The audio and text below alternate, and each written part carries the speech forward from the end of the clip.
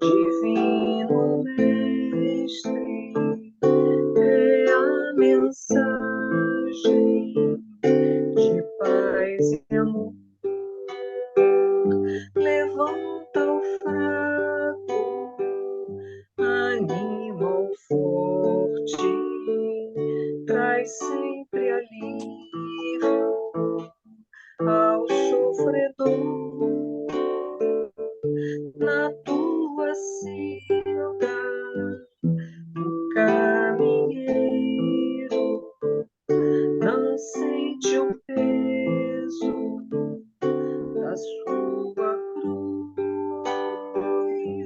porque caminha fitando o céu e te sentindo, Mestre Jesus,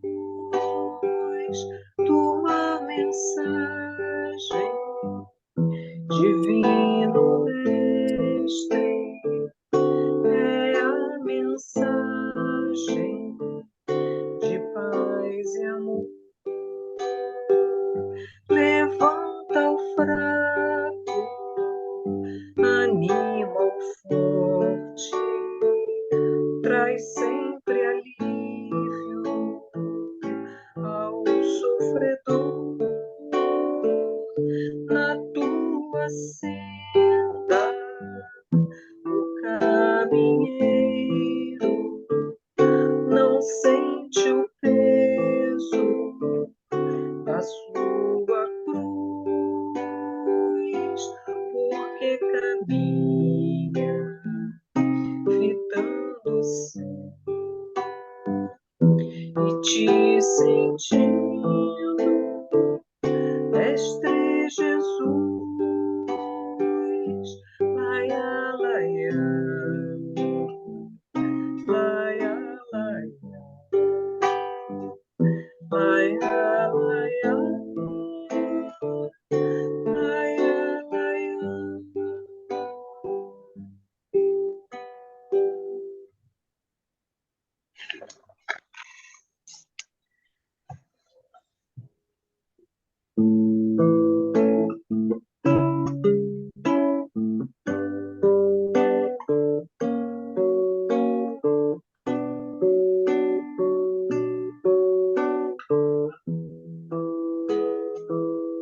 Se quiseres sentir a paz dentro de ti, escuta meu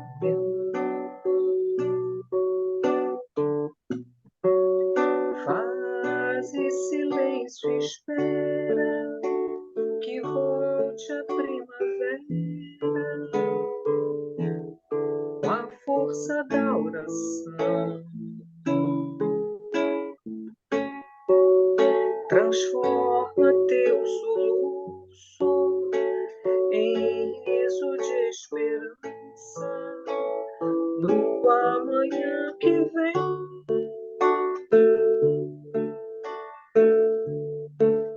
Depois da tempestade surge sempre a bonança, agora ou mais além.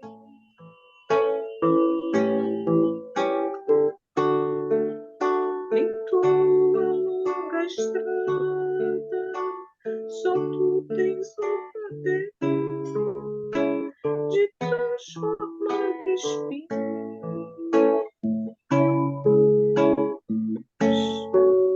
em flores perfumadas, que é o sol da confiança enfeitam teus caminhos.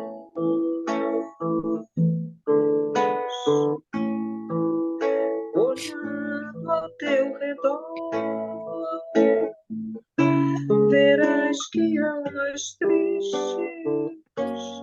te pedirão amor.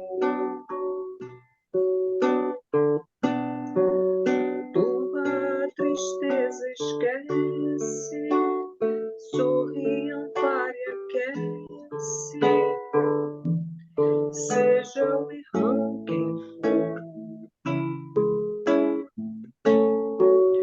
sofrendo chuva ou vento, o trigo doura aos campos, sem falar de sua dor.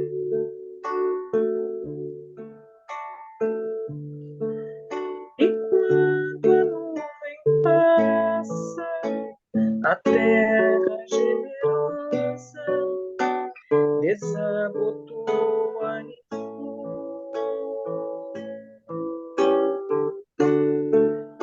Imita a natureza que se desfaz em luz até o entardecer.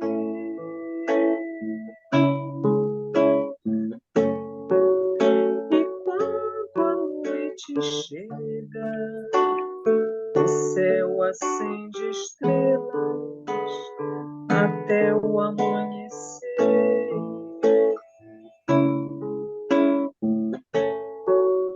E quando a noite chega, o céu acende estrelas até o amanhecer.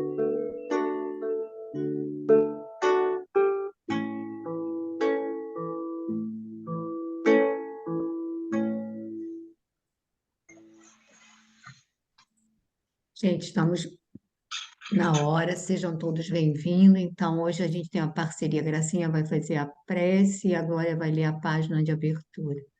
Pode começar, Gracinha.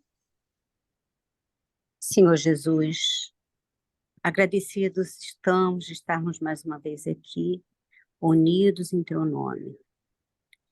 Apesar de tantas bênçãos que Tu nos dás, permita, Senhor, que possamos rogar a Ti, que tenhamos em nosso coração a convicção de que Tu tens o comando de todas as coisas e não nós, que possamos nos livrar de todas as vaidades, confiar em Ti.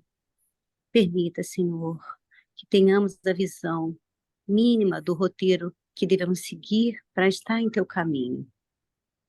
Senhor Jesus, mais uma vez, gratidão por todas as bênçãos, por todas as oportunidades, que tenhamos o coração aberto e que Tu possa nos ajudar a manter os nossos olhos sempre mais abertos para aprendermos mais e seguirmos pelo caminho certo. Obrigada, Senhor.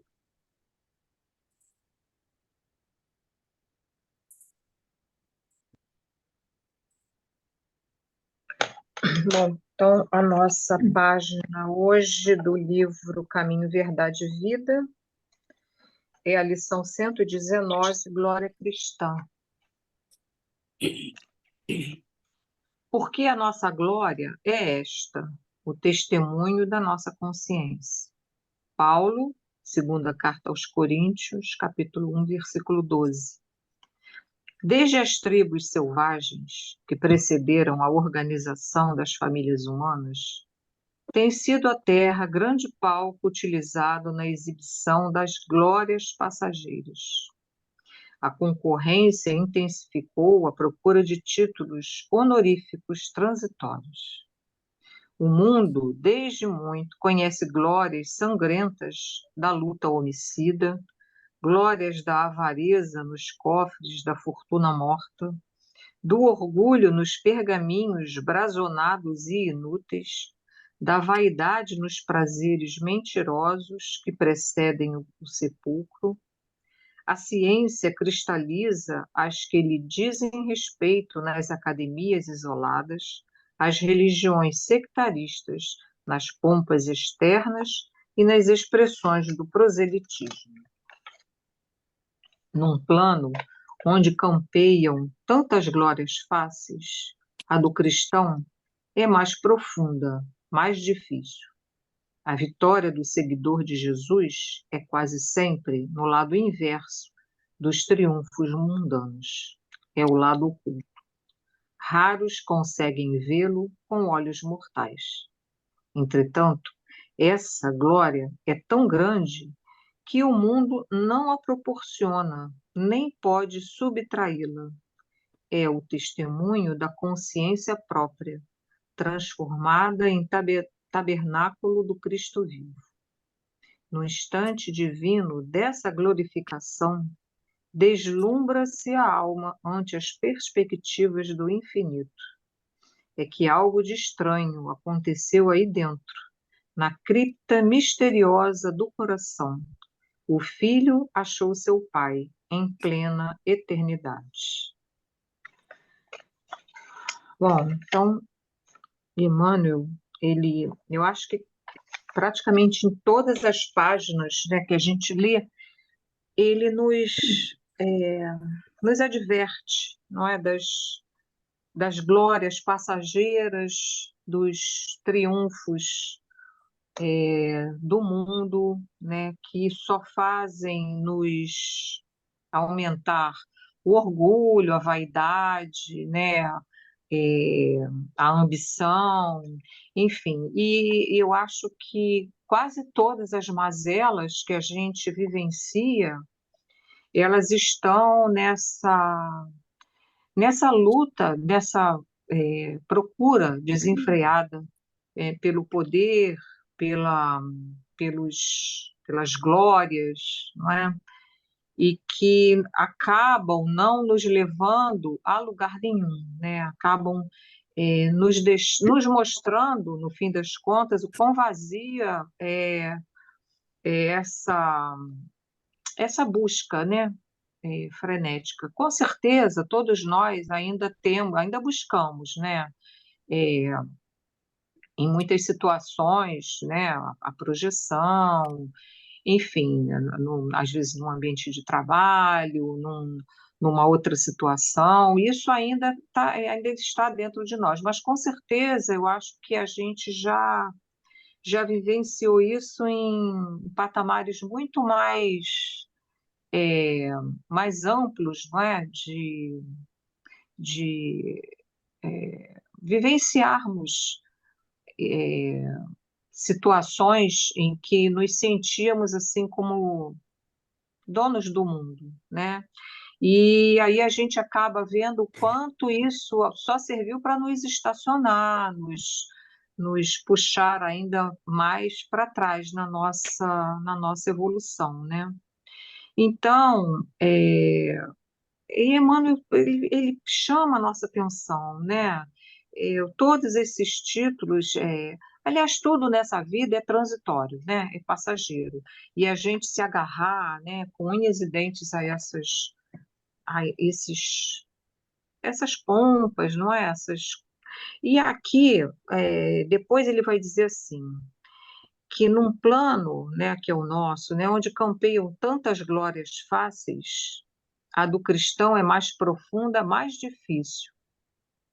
A vitória do seguidor de Jesus é quase sempre no lado inverso dos triunfos mundanos. Porque se a gente for olhar, né, Jesus esteve totalmente na contramão, não é? Ele caminhou totalmente na contramão dessa busca, né? Quer dizer, o exemplo dele foi justamente na contramão, né? Que os valores são algo que a gente carrega vida fora, né? Eternidade. E esses títulos, eles ficam. A gente tem lido todos esses romances, esses livros que mostram, né, todos os grandes poderosos de todos os tempos, tendo o seu caminho, não é, estacionado, né, e quando poderia ter sido um outro roteiro, né, de vida. Então, ele diz que a glória do cristão, essa glória, né, é tão grande que o mundo não a proporciona, nem pode subtraí-la. Quer dizer, o mundo não nos dá e nem nos tira, né, que é o testemunho da consciência própria, né? E eu acho que alcançar esse patamar, né, da consciência reta, né, da consciência plenamente reta, né, de ter cumprido absolutamente os seus deveres, espírito, né, imortal, é ainda difícil para nós, né? E essa consciência, quando a gente atinge esse patamar, ele fala que é transformada em tabernáculo do Cristo vivo. Quer dizer, é como se a gente carregasse na nossa consciência o próprio Cristo, né? Como se a gente tivesse já de posse, né, desses valores crísticos, e isso já fizesse parte da nossa economia espiritual, né? E aí ele diz que no instante divino dessa glorificação, deslumbra-se a alma ante as perspectivas do infinito. Eu lendo aqui, eu fiz assim, um paralelo com quando o Buda, né, falava da iluminação. Eu acho que é iluminar-se também, né? É o espírito atingir um grau de elevação, né, que nada mais vai abalá-lo, não é? Nada vai. O mundo não tira, o mundo não põe, né? Cristo está ali e a gente vai conseguir carregá-lo, né, na nossa consciência e os nossos atos e as nossas. Tudo que nós fizermos vai refletir. Eu acho que é o mesmo quando ele fala de sermos cartas vivas do Evangelho, né? Eu acho que é por aí. A gente vai carregar, quando isso realmente acontecer, estaremos carregando o Cristo na nossa, plenamente, né, na nossa consciência, no nosso coração. Alguém gostaria de acrescentar alguma coisa? Tecer algum comentário? É tão bonito quando ele diz que, quando isso acontece, né, quer dizer, acho que nesse momento nós e o Cristo seremos um, assim como Paulo dizia, né? Já não sou eu mais que falo, mas o Cristo que fala em mim, né? Alguma coisa assim. E aí ele diz que algo de estranho aconteceu aí dentro, na cripta misteriosa do coração. O filho achou seu pai em plena eternidade. E dizia, é quando você se torna uno com essa vontade divina, com esses, você já não tem dúvida quanto ao seu destino, ao seu percurso. Eu acho que nesse momento é o que a gente via em Paulo, nada era obstáculo, por mais difícil que fosse a situação, nada o detinha diante do cumprimento daquilo que ele julgava ser sua obrigação como cristão e como divulgador da doutrina, no caso do Evangelho de Jesus.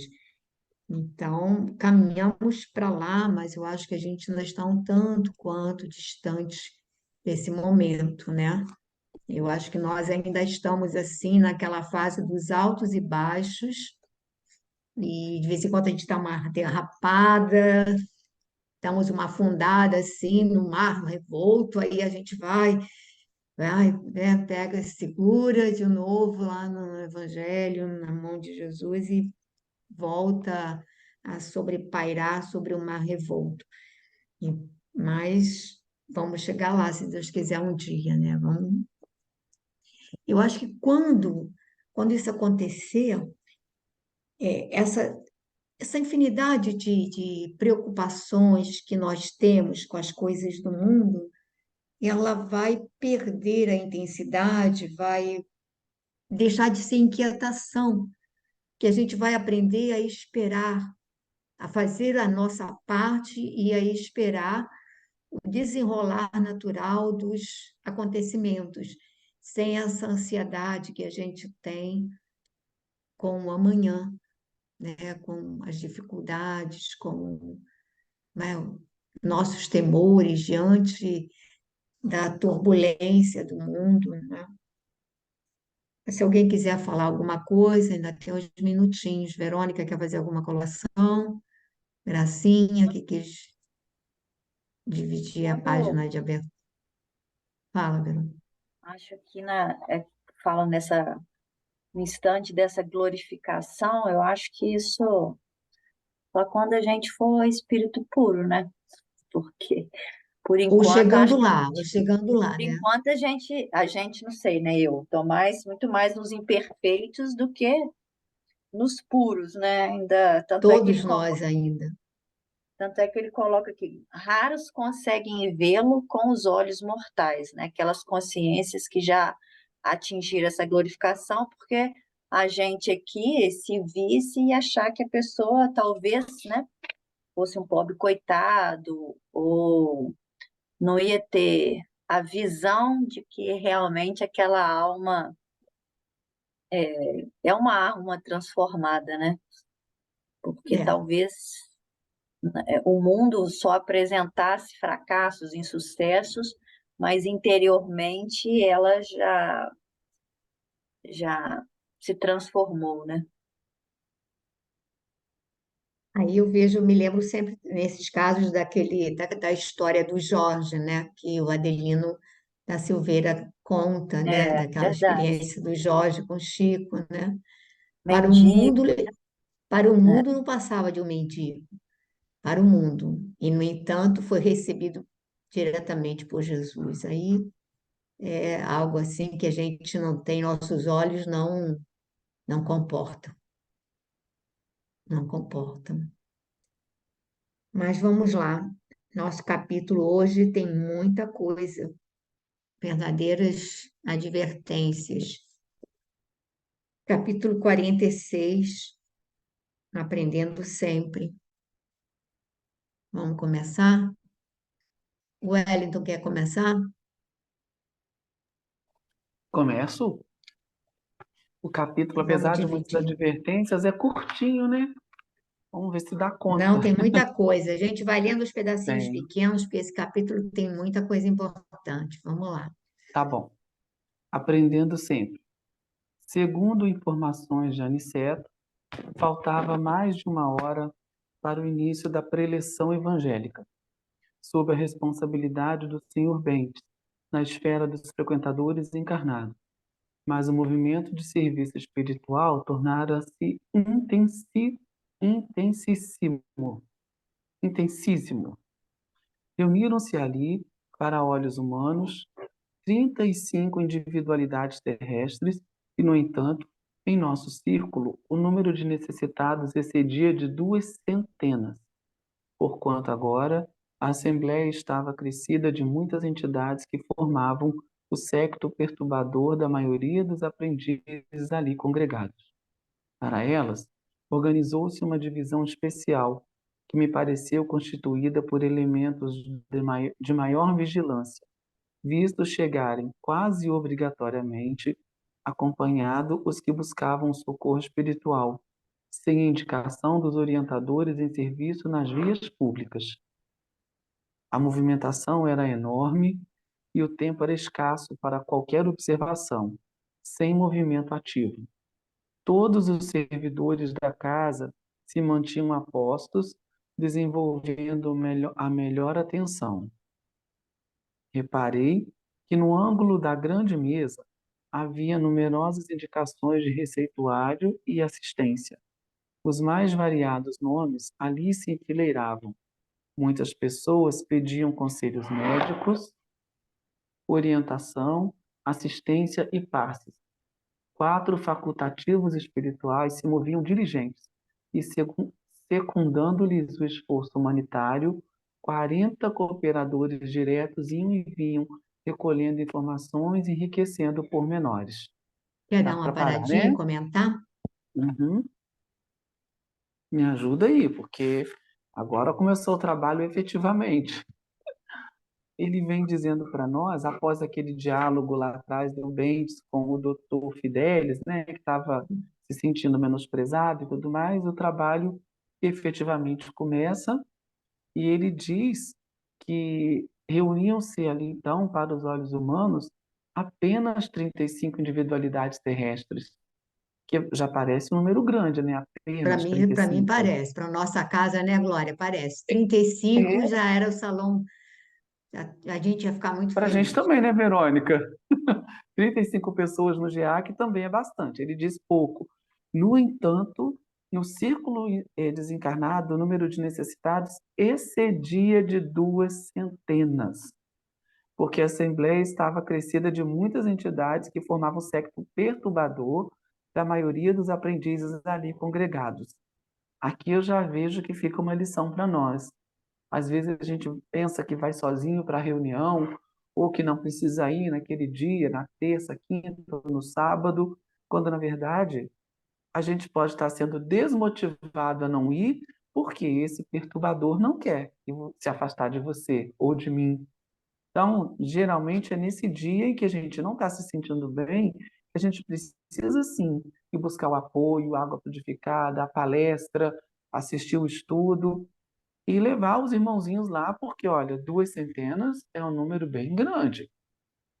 Para elas, organizou-se uma divisão especial, que me pareceu constituída por elementos de maior vigilância, visto chegarem quase obrigatoriamente acompanhando os que buscavam o socorro espiritual.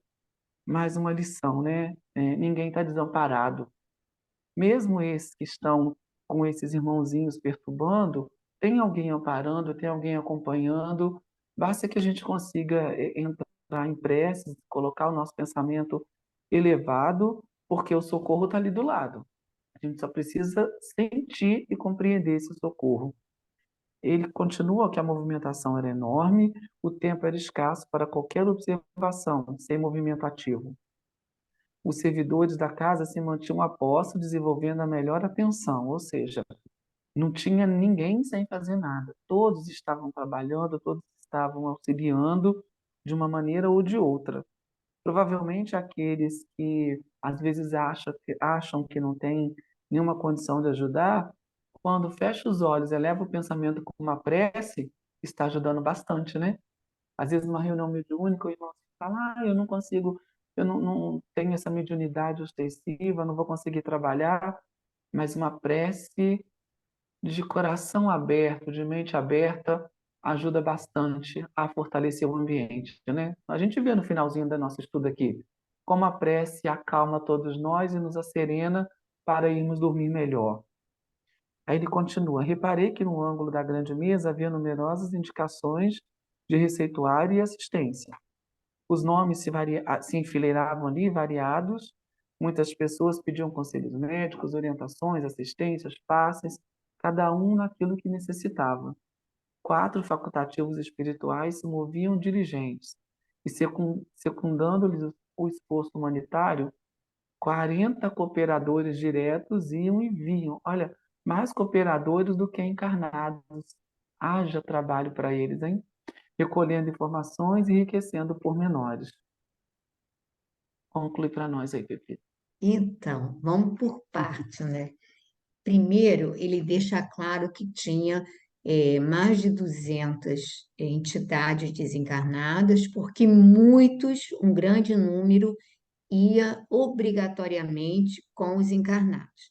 E aí ele faz uma distinção que esses que vão conosco, eles não foram selecionados pela vigilância. Lembra daqueles irmãos que saíam pelo quarteirão para resgatar aqueles irmãos necessitados? Então, eles Uhum. só pegavam aqueles que estavam, digamos assim, aptos a querer ajuda, a querer, né, querer socorro, prontos, digamos assim, para abrir o coração. Esses que vão conosco, eles não estão, uma parte das vezes, eles não estão com a menor vontade de ir. Por isso que repara que ele diz: para esses tem uma vigilância mais severa e rigorosa. Por quê? Porque não estão ali por vontade própria, estão porque eles estão atrelados a nós, não querem nos deixar, então eles vão junto, mas eles não estão, digamos, propriamente preparados ou predispostos a, digamos, a um comportamento adequado para aquele ambiente. Então, são segregados, ou seja, com uma vigilância vibratória mais rigorosa, para que eles não causem perturbação, porque eles não estão ali naquela condição de que já estão prontos, não, eles estão ali forçados. É diferente. E é importante que, mesmo forçados, com o tempo, alguns vão quebrando, né, um pouco aquela indiferença ou afrouxando os laços de ódio, ou de, enfim, o desejo de vingança, eles vão afrouxando. Então, essa é a primeira diferenciação que a gente tem que notar.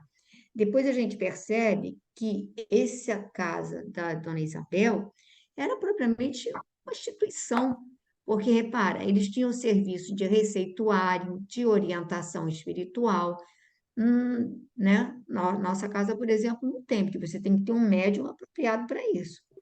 Lá, Dona Isabel que fazia isso, ela tinha essas condições. Agora você repara, para um médium, de repente, atender, né, tinha 4 médicos, 4 facultativos espirituais, quer dizer, em condições de medicar e de analisar a alma humana, que aí não é só o físico que eles vão analisar o perispírito daquela pessoa, vão verificar. E só que, secundando esses 4 facultativos, há uma equipe, essa equipe de 40 irmãos, não são para, digamos assim, ajudar na área mediúnica, não são para isso. É um trabalho de pesquisa e rastreamento. Ou seja, eles tá lá, o Joãozinho da Silva pediu uma orientação. Esses auxiliares vão até a casa de Joãozinho, vão trazer, projetar a, a, a imagem perispiritual do Joãozinho, vai ser analisado o quadro dele, vão ver as implicâncias que envolvem a situação dele, familiar, profissional, a todo o serviço, e aí a gente pensa que os espíritos simplesmente, né, a maioria das pessoas tem essa ideia. Não, o espírito sabe tudo. Uhum. Qualquer espírito pode me dar uma resposta, porque ele sabe tudo, ele está do lado de lá, ele sabe tudo. Não, você vê, há um trabalho 40, ou seja, basicamente 10 trabalhadores para cada facultativo para recolherem as informações precisas para um trabalho de receituário e de orientação sério. Então, e a gente pensa que é assim, tchum, é passe de mágica, qualquer espírito vai dar, qualquer espírito tem condição, não é por aí. Aí a gente vai começando a ver essa página, acho que todos nós que lidamos, né, dentro da doutrina, a gente precisaria estudar com muito cuidado, porque ele vai destrinchando e vai mostrando a gravidade, a complexidade desses trabalhos realizados né, no plano espiritual, que secundam, porque nossos olhos veem muito pouco. A gente acha que os trabalhadores, nós, equipe, vai para lá para trabalhar, a gente não faz, a gente é a ponta, mas sabe aquela pontinha mínima do iceberg? O iceberg está lá imenso, grande, com toda uma estrutura. A gente está ali, uma coisinha de nada, perto do que é feito. E às vezes tem pessoas que se pavoneiam, né? Tem uma vez uma pessoa conhecida, falou assim: não, hoje é meu dia de ir para o centro fazer a caridade. Eu falei: hoje, Senhor, ela vai para o centro fazer a caridade. A gente até parece que a gente vai fazer a caridade no centro. A gente vai receber a caridade, né?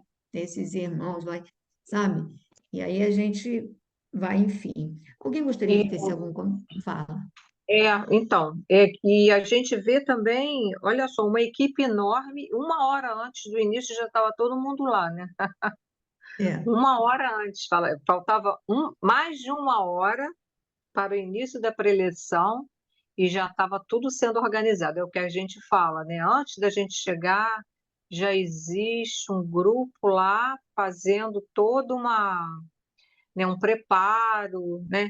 E outra coisa com relação à vigilância, você lembrou daqueles que ficam na rua recrutando, né, as pessoas?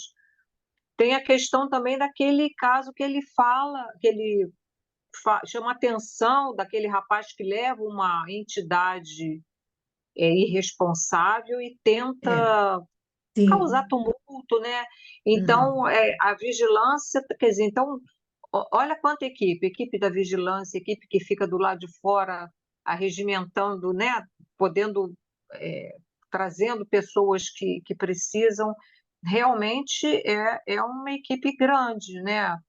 Para esse trabalho, né? Na realidade, é um verdadeiro complexo hospitalar.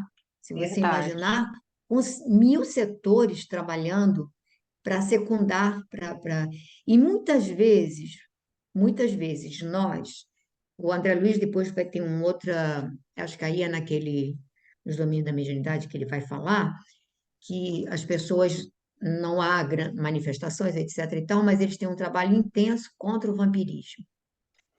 E nós, a maioria das vezes, vamos cheios desses irmãos que nos, né, pela convivência, sugam nossas energias, dos plugs que são implantados.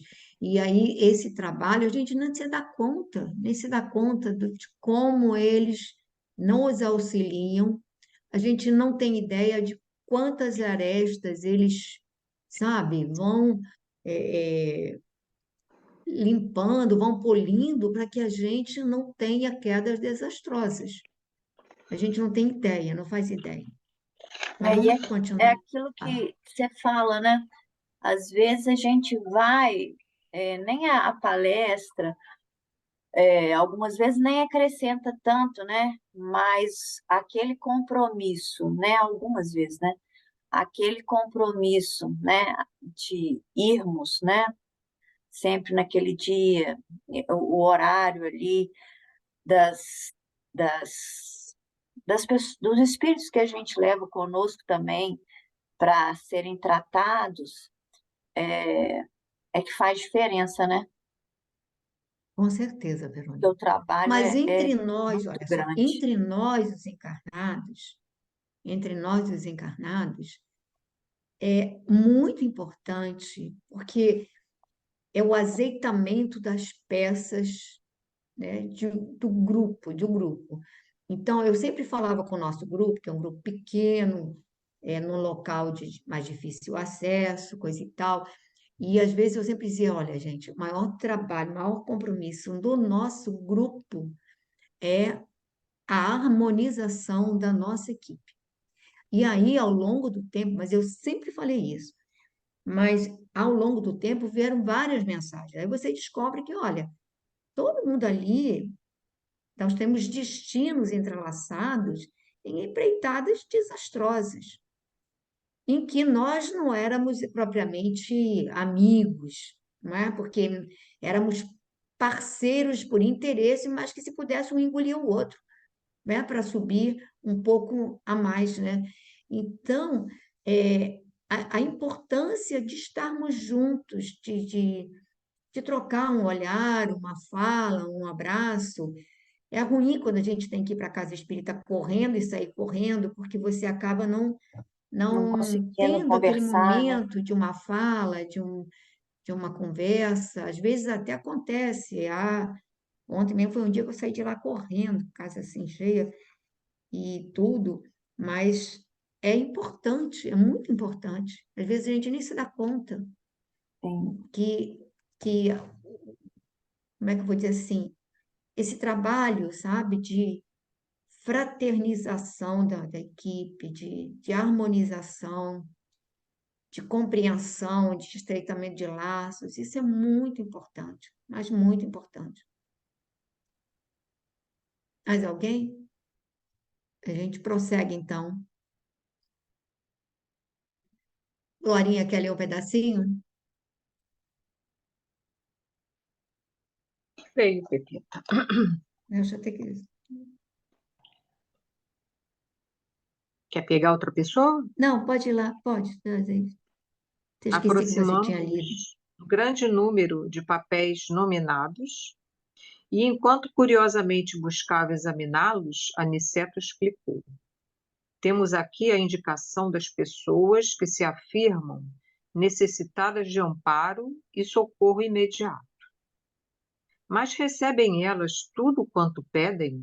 Indagou Vicente curioso. Nosso mentor sorriu e respondeu: recebem o que precisam. Muitos solicitam a cura do corpo, mas somos forçados a estudar até que ponto lhes podemos ser úteis no particularismo dos seus desejos. Outros reclamam orientações várias, obrigando-nos a equilibrar nossa cooperação, de modo a lhes não tolher a liberdade individual. A existência terrestre é um curso ativo de preparação espiritual, e quase sempre não faltam na escola os alunos ociosos, que perdem o tempo ao invés de aproveitá-lo, ansiosos pelas realizações mentirosas do menor esforço. Desse modo, no capítulo das orientações, a maior parte dos pedidos são desacisados. A solicitação de terapêutica para a manutenção da saúde física pelos que de fato se interessem pelo concurso espiritual é sempre justa. Todavia, no que concerne a conselhos para a vida normal, é imprescindível muita cautela de nossa parte, diante das requisições daqueles que se negam voluntariamente aos testemunhos de conduta cristã.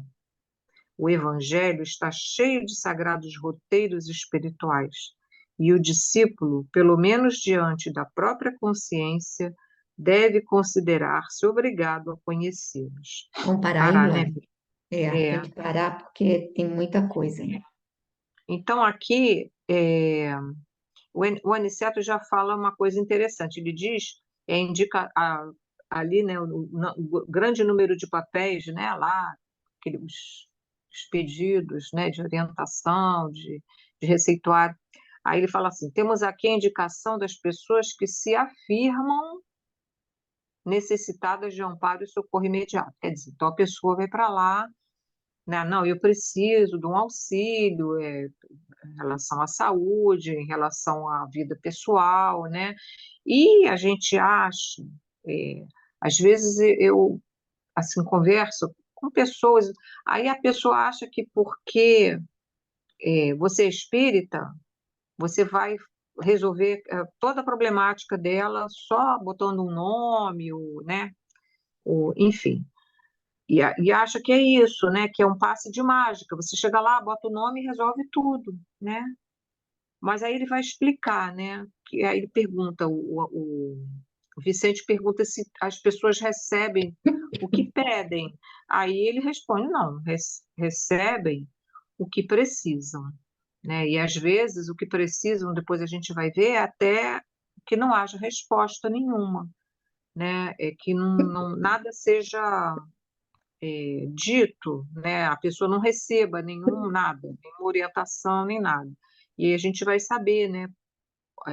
Examinando caso a caso, eles vão explicar o porquê disso, né? Aí ele fala, olha, pedir a cura do corpo é muito louvável, né? Agora, é, querer orientação para a vida pessoal, né? A pessoa acha que na casa espírita que vai conduzir a sua vida, os espíritos vão conduzir, vão dizer o que a gente tem que escolher ou não. Então, ele vai dizer a pessoa tem que ter a liberdade de se conduzir, né? de entender. E, para isso, aqui no final, ele vai dizer: o Evangelho está cheio de sagrados roteiros espirituais. O discípulo, pelo menos diante da própria consciência, deve considerar-se obrigado a conhecê-los. Então, né, o roteiro está lá no Evangelho.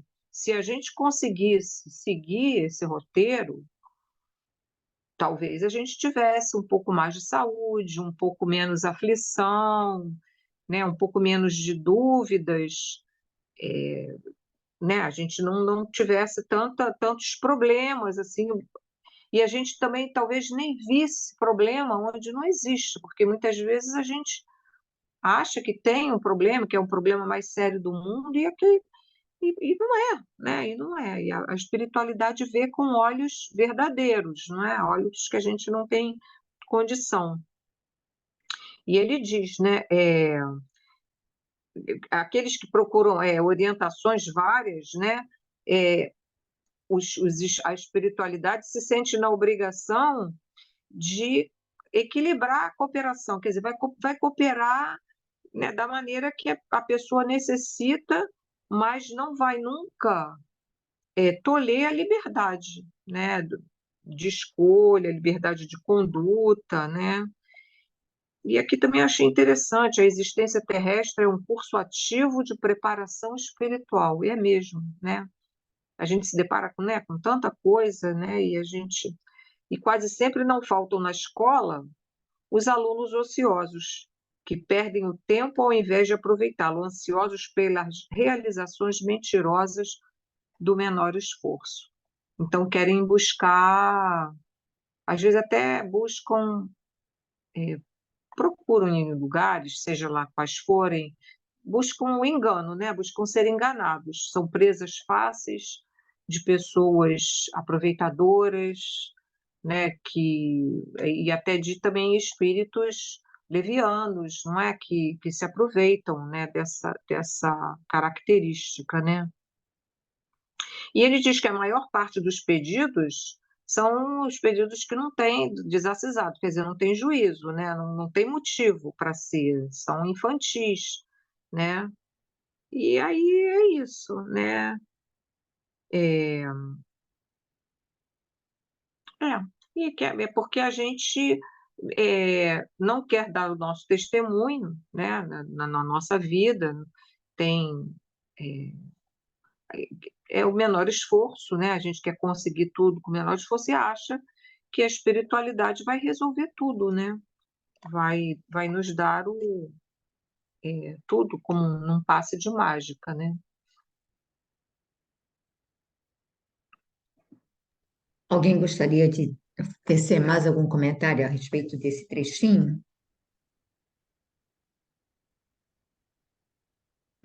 Ele vai falar aqui também. Vocês lembram que tem, acho que é no Obreiros não é Glória, que tem aquela reunião, Asclepios. Asclépios, exatamente, que ele vem das esferas mais elevadas para Ah, é. orientar a equipe que vem, acho que com Jerônimo, né? E eles vêm para cá, e aí eles vão ouvir esse orientador espiritual, que ele se materializa ali para eles, tamanha elevação que ele vem, e todos fazem as perguntas, e ele vem já com um bolinho de pergaminhos enrolados, e para cada pergunta que um daqueles trabalhadores faz, ele pega um rolinho e lê um versículo. E aí é que ele vai dizer que, no fundo, eles esperavam uma orientação mais personalizada, eles esperavam algo assim. Na realidade, a orientação estava toda ali já no Evangelho. E aqui ele repete isso da seguinte maneira, quando ele diz: o Evangelho está cheio de sagrados roteiros espirituais e o discípulo, pelo menos diante da própria consciência, deve considerar-se obrigado a conhecê-los. Quer dizer, e nós que estamos com o Evangelho na mão há décadas, né? E aí, na realidade, a vivência está tão distante ainda, né? O problema todo é esse, mas teoricamente a gente seria obrigado a saber como nos conduzirmos, a saber como nos dirigirmos a nossa vida. E aqui, quando ele vai falar exatamente dessa, dos alunos ociosos que perdem o tempo ao invés de aproveitá-lo, ansiosos pelas realizações mentirosas do menor esforço. E eu digo sempre, quando a pessoa se habitua a qualquer situação difícil e perguntar e buscar, vou consultar, a pessoa não faz mais nada sem a consulta. Aí se perdeu o emprego, se terminou o namoro, se vai ou não vai fazer isso, se acha que alguém o está perseguindo, qualquer coisa, e aí a pessoa não para refletir, não para meditar, não para ver um livro e ver, olha, caiu isso, então vamos refletir sobre isso. Então a gente não cresce. Então, por isso que eu estou dizendo, e os espíritos mais nobres normalmente não dão resposta direta, eles respondem com outra pergunta, te obrigando a refletir para que você mesmo elabore a sua resposta. O próprio Chico cansava de, quando a pessoa ali fazia uma pergunta, ele lançava outra pergunta. Ou então dizia assim: olha, livro tal, capítulo tal, vai lá e dá uma olhadinha. Para quê? Para que a gente realmente pudesse crescer e amadurecer, né? Senão a gente fica nessa tendência. Aí ele vai dizer que eles são obrigados a equilibrar, né, equilibrar nossa cooperação de modo a não lhes tolher a liberdade individual. Porque se ele me dá a resposta pronta, se ele diz que eu devo fazer isso, eu não decidi por mim. E depois, se não der certo, eu vou culpar o espírito por causa dessa orientação, né? Mas alguém mais quer falar alguma coisa? Quer continuar a leitura, Verônica? Posso ler? O instrutor amigo fez pequena pausa, mudou a inflexão de voz, como para acentuar fortemente as palavras, e considerou: possivelmente vocês objetarão que toda pergunta exige resposta, e todo pedido merece solução. Entretanto, neste caso de esclarecer determinadas solicitações dos companheiros encarnados, devemos recorrer muitas vezes ao silêncio. Como recomendar humildade àqueles que a pregam para os outros? Como ensinar a paciência aos que aconselham aos semelhantes? E como indicar o bálsamo do trabalho aos que já sabem condenar a ociosidade alheia? Não seria contrassenso ler os regulamentos da vida para os cegos e para os ignorantes é obra meritória, mas repeti-los aos que já encontram plenamente informados não será menosprezo ao valor do tempo? Alma alguma, nas diversas confissões religiosas do cristianismo, recebe notícias de Jesus sem razão de ser. Ora, se toda condição de trabalho edificante traduz compromisso da criatura, todo conhecimento do Cristo traduz responsabilidade. Cada aprendiz do Mestre, portanto, está no dever de observar a consciência, conferindo-lhes os alvitres profundos com as disposições evangélicas. Vamos Parar aqui, né? destrinchar isso aí, Verônica? É. Então, aí ele vem explicando, né, que possivelmente aqueles que fizeram a pergunta, né, André e o companheiro, podem até estranhar, né, entendendo assim que todo pedido merece uma resposta, merece uma solução, mas aí ele explica que determinada solicitação, dessas solicitações que ele estava se referindo, devem ser respondidas com silêncio. Por quê? Porque são solicitações feitas pelas pessoas que já sabem, digamos, as respostas. É aquilo que você fala também, né? Na verdade, no fundo, você sabe a resposta, mas a resposta que lá no fundo você sabe não é a que você gostaria. É verdade. Então, né? Então você quer que ele te dê uma resposta, uma consulta, alguma explicação de acordo com aquilo que você gostaria, né? Aí por isso que ele fala, se a pessoa já entende o que é humildade, já entende que o trabalho é necessário, que a paciência é uma virtude a ser adquirida, tanto que pregam para os outros, explicam para os outros, como que você vai responder que, na verdade, o problema ou a solução para ele seria colocar em prática esses ensinamentos, que ele lá no fundo sabe que seria a solução, ou que seria a resolução dos problemas que ele está enfrentando. Por isso que ele fala que, neste caso, se eles fizessem, eles estariam perdendo o tempo deles e a pessoa também não atenderia, né, a esses conselhos. E aí ele fala aqui, que eu achei até curioso, que eu não lembrava disso, que alma alguma nas diversas confissões religiosas do cristianismo, recebe notícias de Jesus sem razão de ser. Ou seja, toda condição de trabalho, toda condição de trabalho edificante traduz compromisso da criatura. E todo conhecimento do Cristo traduz responsabilidade. Então, tudo que a gente sabe, querendo ou não, isso é traduzido em responsabilidade.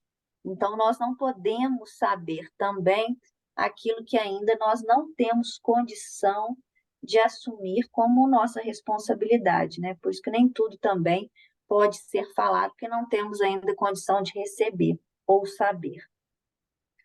Acho que, resumidamente, é isso. Fala mais aí. Eu acho que essa parte, quando ele diz exatamente isso, que toda condição de trabalho edificante traduz compromisso. Aí a gente pega e diz assim: ah, hoje eu não vou porque não estou com vontade, hoje eu não estou com vontade de ir para a casa espírita.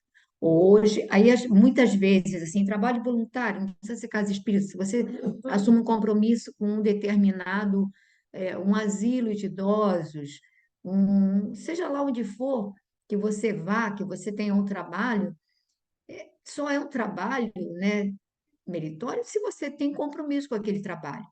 Se você vai ali e faz aquela doação. Se a gente faz quando quer, o Chico diz que Jesus não é todo trabalho no bem é meritório. Porém, não é desse trabalhador que trabalha quando quer, quando tem vontade, que Jesus precisa. São palavras de Chico, eu acho que está em Testemunho de Chico Xavier, onde ele diz isso, não é, Jesus não, Emmanuel diz que não é desse trabalhador que Jesus precisa. Jesus precisa de trabalhadores com quem ele possa contar de fato.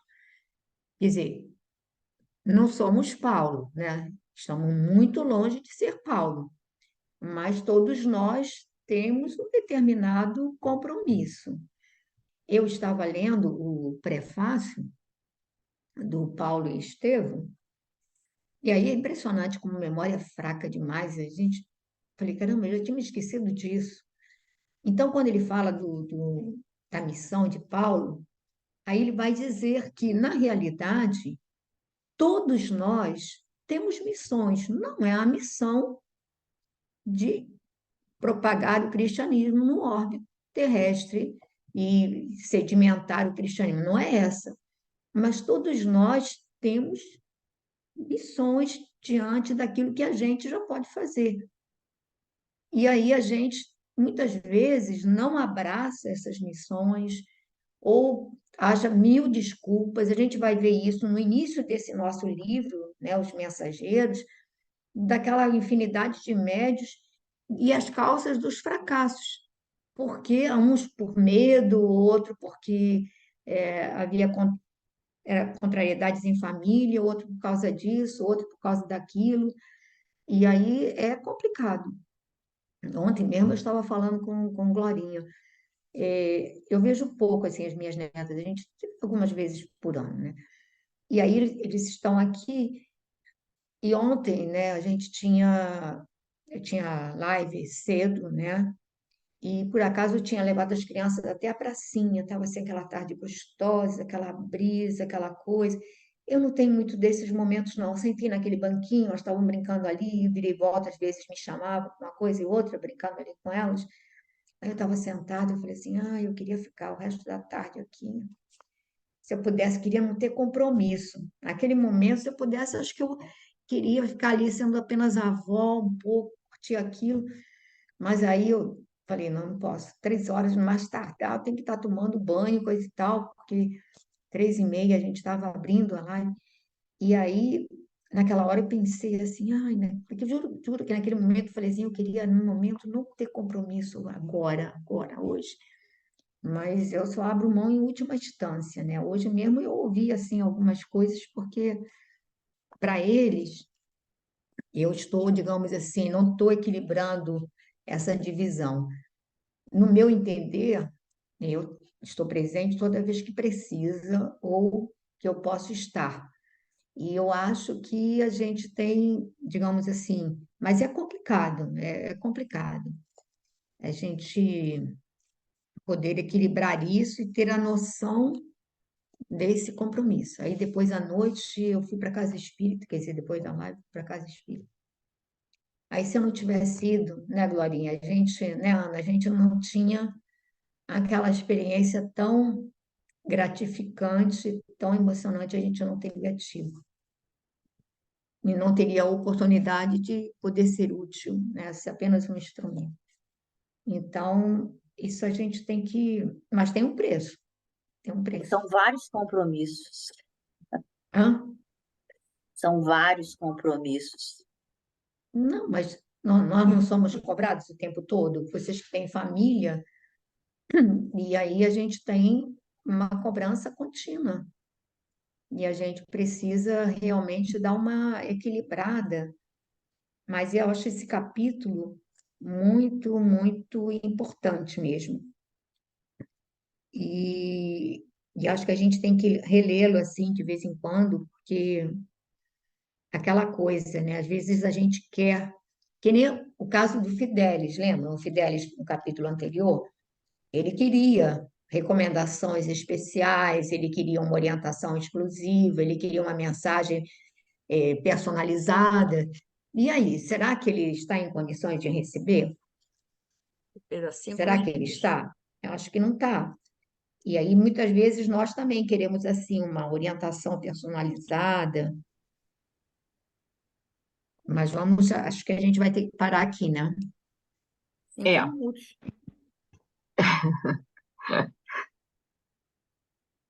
Glorinha está rindo, né, Glorinha? O capítulo é pequeno, mas os ensinamentos vamos dividir. É, Paramos então no Vicente, não é isso? Isso, Vicente.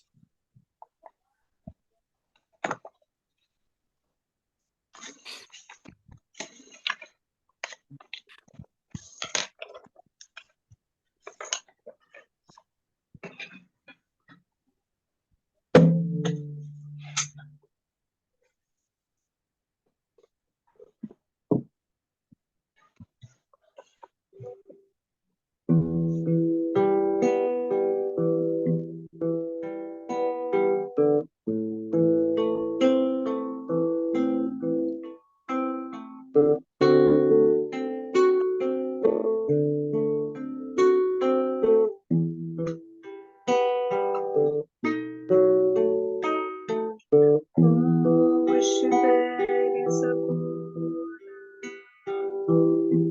nosso bom Deus te guarde. Como estiveres pensando, nosso bom Deus te use. Onde te encontres na vida, que Deus te ilumine. Com quem estejas seguindo, nosso Senhor te guie.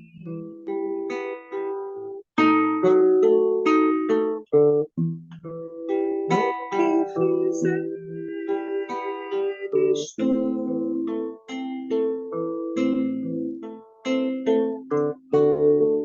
peço com Deus que possa te amparar.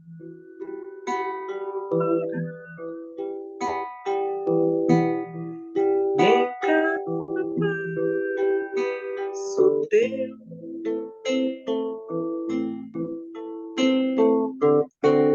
o amor de Deus irá te abençoar. Como estiveres agora, nosso bom Deus te guarde. Como estiveres pensando, nosso bom Deus te use. Onde te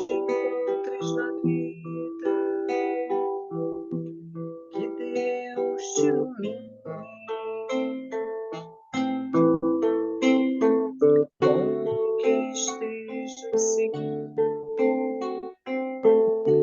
Nosso Senhor te guie.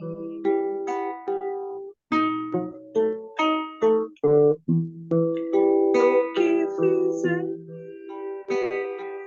tu,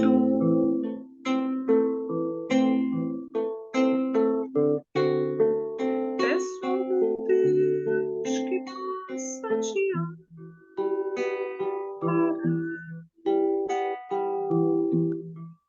em cada passo teu.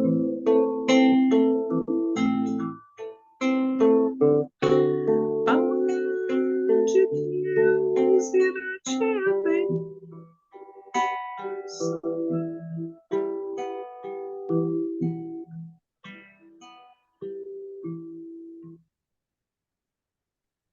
Nesse momento, nós vamos fazer a nossa prece,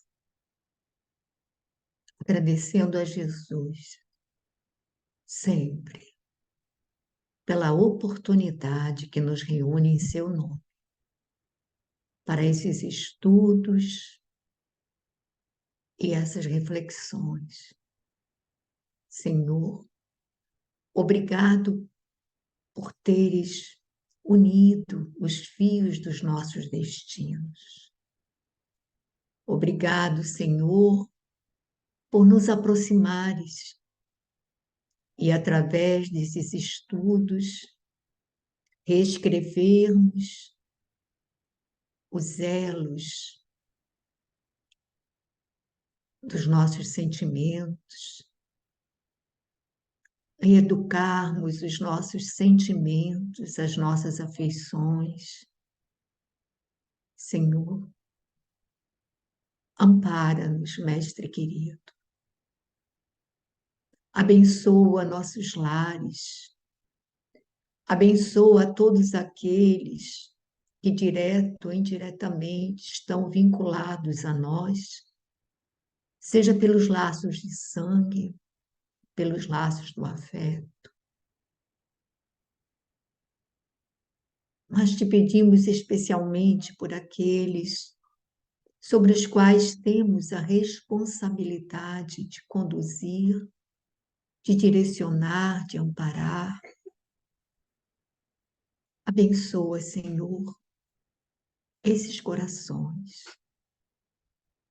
Abre-os ao entendimento da tua vontade, do teu amor. Mestre querido, muitas vezes somos como rochas, corações empedernidos, impermeáveis ao teu amor, impermeáveis aos teus apelos constantes para nos trazeres ao teu redil amoroso, seguro, apaziguador. Ó Mestre amado,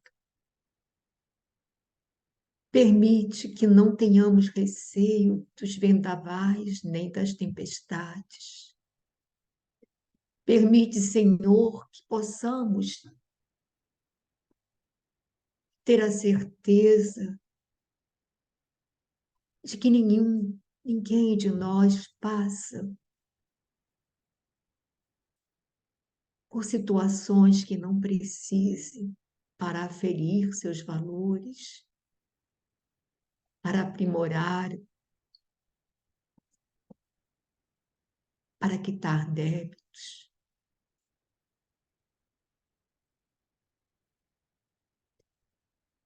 Te pedimos, Senhor, por todos aqueles que trouxestes para participar destas reflexões. São irmãos nossos, com carências semelhantes às nossas, com dificuldades também para disciplinar a vontade e o querer. Ampara-os, Senhor. Fortalece-lhes essa chama do bem. Mantém, Senhor, o bom ânimo em cada coração. Renova-nos, Senhor, a esperança e a fé. E hoje pedimos especialmente pela nossa irmãzinha Natane Nara Riz. Amanhã completa um ano que ela partiu para a pátria espiritual. Que onde quer que se encontre, Jesus, ela possa receber as flores do nosso afeto, a nossa lembrança carinhosa, a nossa gratidão por ter convivido com ela durante esse ano e pouco que ficou conosco. Então, Mestre amado, que se derrame sobre ela todo o nosso amor, todo o nosso afeto, toda a nossa lembrança. E assim, Senhor, muito gratos, muito, muito gratos por tudo. Que assim seja.